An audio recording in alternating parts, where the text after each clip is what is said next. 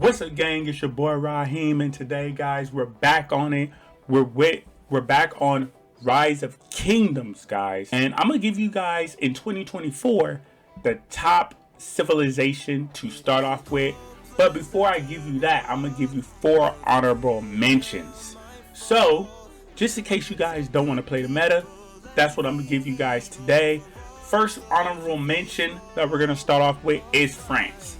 Now, the reason we're going to start with France is, number one, you're going to be gathering all different type of resources, from food to wood to stone to gold. And as you can see here, wood gathering speed by 10% is very, very good to have. This also increases your troop health by 3%. So, you know, when you're making those troops out there, they got a little bit more health. And then you got hospital healing speed by 20%.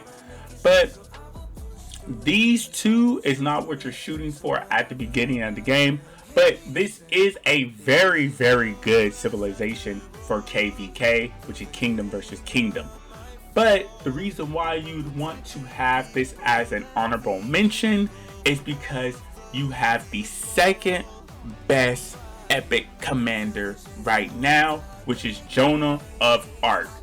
This girl right here is a bad mofo. Yes, as you can see here, when you go to the commanders, and I'll show you the reason why, is when you expertise her out. This is the reason why. When you have her expertised out, and even when you don't have her, for 2 seconds, up to 5 nearby allied or friendly troops, which is her, and then 4 other marchers that you have out there with you. Infantry units gain 30% health buff. Cavalry units gain 30% defense buff. And archer units gain 30% attack buffs. The troops also gain extra 40 rage per second. This is insane to have out there in the early game.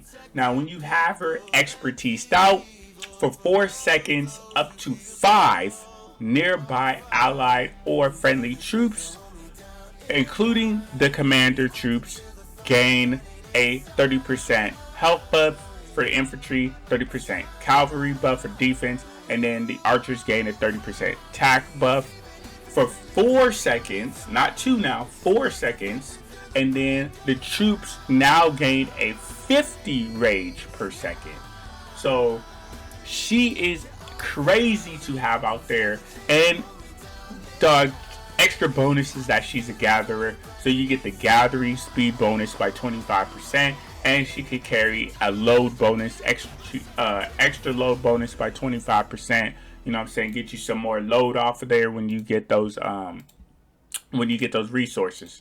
So Britain is still one of the good ones to start off with, and the reason why is because of Boudica. Boudica is definitely a epic commander that you want to build in the early game because of this right here. Now, when you're starting off and you getting your commanders up, Boudica will help you level those commanders. And as you guys can see right here, when you're out there doing the barbarians and doing the barbarian forge, things like that, Boudica gives you 25% more damage to barbarians. So while you're out there killing barbarians, she's gonna give you more damage. But the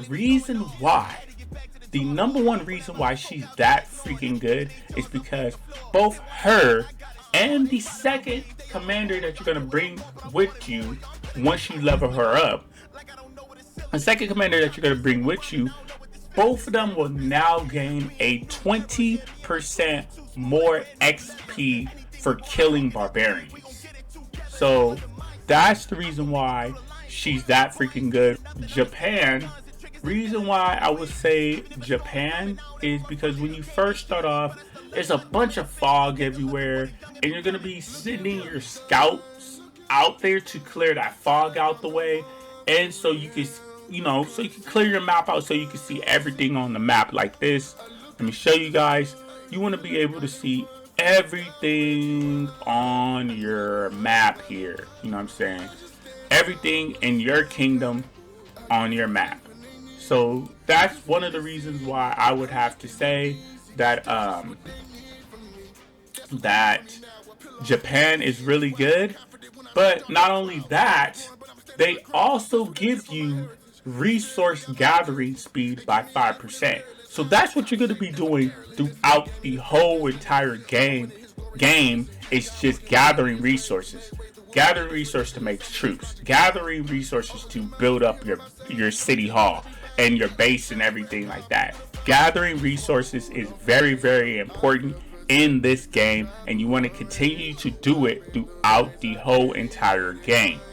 Now, the next one I would have to say after that, if you want to, the last one I will go with, if you want to start off with, is I would probably have to say Germany. And the reason why I would say Germany is because just like Britain, you get the action, I believe it's, no, Britain doesn't have action points. I'm sorry. The number one civilization has the action points in it. But Germany, as you can see here, gives you 5% to training troops. Now, 5% to training troops is really, really good because when you're starting off, you're not going to have troops like that. You're going to be wanting to build up your troops throughout the whole throughout the game, because when you go through KVK, things like that, troops are going to be dying. So you're always going to be losing troops like that throughout the game during KVK. So you always want to keep having troops being built. The other thing is action points recovery by 10. That is really, really good because when you're killing barbarians, doing barbarian forts and other things like that, it's going to be spending your action points, and this is going to be able to accumulate those action points back. So it's very, very good to start off with Germany. China is the number one civilization because you got all the buffs that you're getting from the civilization you can use. Increase troops defense by 3%. So that doesn't just increase infantry or just archers or just cavalry. It buffs all three. So when you have all three out on the battlefield, which you will have because you gotta have troops going, you can't just make one flat out whole army of troops. You're gonna have all three troops out there, and this civilization is gonna give you 3% to defenses to all those troops. Now, action point recovery by 5%, like I said with Germany, the 5% one, beautiful to have because, like I said, when you're out there killing barbarians and doing those barbarian forts, those stuff cost action points, and this is gonna help you get action points back because it's gonna give you that 5% recovery. Now, the best thing about this civilization is the building speed by 5%, because you're gonna be building your city hall and your base all the time. You're gonna be constantly having stuff building up, and you don't. So this game isn't like every other game. You're not gonna be, or like Clash of Clans or anything like that. You're not gonna be building everything. You're not gonna go to the next city hall and then build everything up together and then go to the next city hall, build everything. No.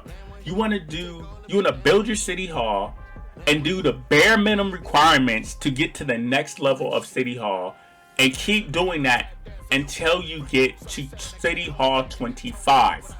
That is the reason why China is that good, because of the building speed that you want to have and start off with. So if you're going to be an infantry main, archer main, or cavalry main, you still want to start off with China. The special unit on any civilization starting off or returning back to the game, and you're going straight back to like starting off beginning wise again, does not matter.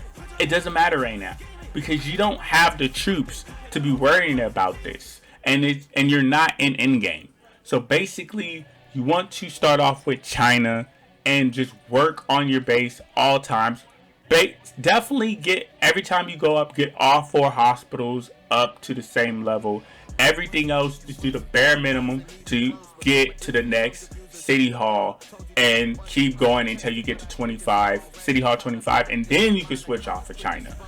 But the reason why, not only because of these 3 buffs that you get, but you have the top DOWG, or the OG, the big dog over every epic commander, Sun Tzu, the baddest mofo in all of the kingdom, right here when it comes to epic commanders. And this, all right, so you guys definitely want to get him. I'm sorry about my game cut off. I don't know what happened, but we're back. But you definitely want to get him to expertise as soon as possible. So that means, you know what I'm saying, getting all those Sun Tzu heads to basically get him full expertise. And the reason why is because this right here. But we'll get to that. Let me go through the skills first, and then we'll get to that. So the first skill right here, the Art of War, as you guys can see here, is AoE targeted. Deals direct damage to up to 5 enemy troops and a fan. And this is when it's expertise. So I think without it being expertise, it's only 3. But it does a damage factor of 800. After 1 second, troops hit by the skill take additional damage. So troops are hit with additional damage. Not only that, for every enemy troop hit by this skill, this commander's troop gains 50 rage. So that is beautiful. Beautiful, beautiful. Now, this right here also, you can have them as a garrison to defend your base. 7% less damage. Really good. This right here, beautiful. Because in every game, you want to have damage reduction. But as you can see here, this commander takes 10%. Commander troop takes 10% less damage. This commander's infantry units gain 10% health, which is probably the biggest thing you probably want to stack on your guys' troops is health. Because attack, and I believe it's attack and other stuff on like troops get diminishing returns and everything like that. But health is something that they don't really get like that. So you want to stack health on stuff as soon as possible. Now, upgraded preview, as you guys can see, starts up at 4, but it goes all the way to 10, and then 10 for the other one. But that's the reason why this, one of the reasons why Sun Tzu is really good. And then you have his other passive skill right here. This commander troop deals 20% more skill damage, which is insane because skill damage is very good in this game. And Sun Tzu is a hard-hitting, epic skill commander. So that's why he's one of the top he is the top big dog epic commander. So no expertise, like I said, it was 3, but no expertise, deal direct damage to up to 3 enemy troops and a fan. So basically you're hitting 3 troops, enemy troops at one time.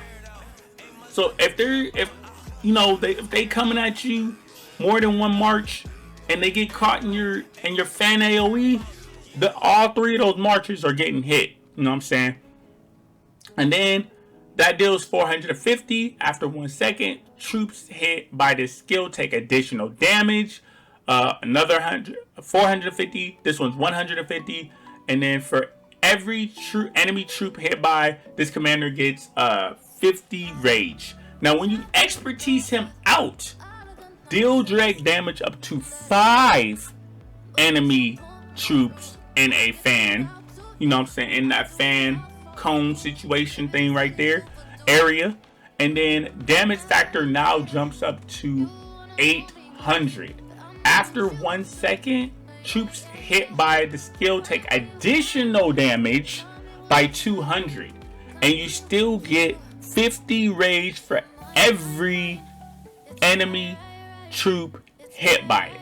So 5, it goes from 3 to 5, so you would get 50, times 3, 150, but then you got 50 times 5, now you're getting the 250 off of that. You know what I'm saying? which is insane. This is why Sun Tzu is a top dog, and you always want to start off with China to get him, and you always want to start off with China for the China buffs.